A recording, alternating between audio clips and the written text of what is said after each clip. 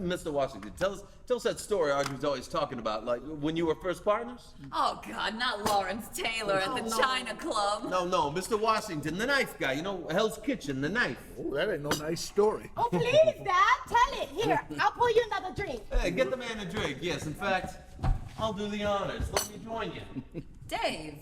What, I'm gonna let the man drink alone? Now, Mr. Washington, the story, please. Well, I don't rightly remember, but Audrey was a rookie. Oh, my first week. Which means she was a danger to herself and others. It's true. Well, we rolled up on 10th and 45th and 10th, and there was a brawl in the street.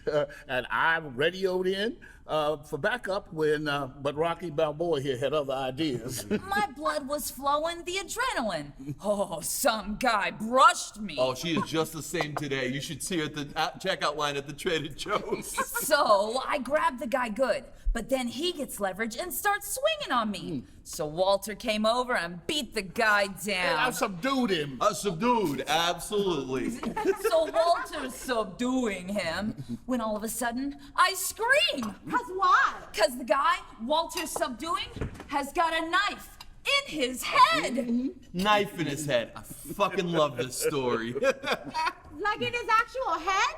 Yes, and I'm like, Walter, knife in head, knife in head. Walter sees the knife in this guy's head, puts him in the squad car, tells him we're taking him to the ER.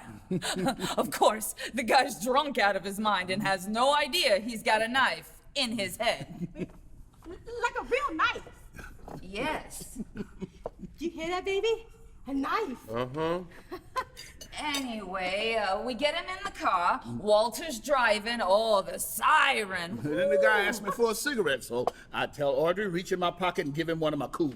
With a knife in his head? And I'm freaking out because Walter, he actually slows the car down so I could light the guy's cigarette.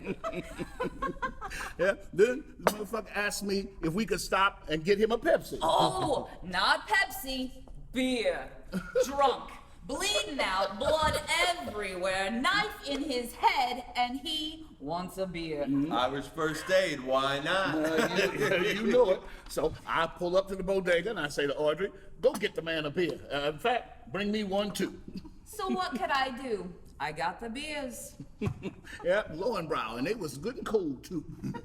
Anyway, finally, precious moments lost. We pull up to the ER, tires squealing, but now the guy doesn't want to leave his new best friend, Walter. He's talking to Walter about horse racing, current events. And I'm like, hey, come on, let's go.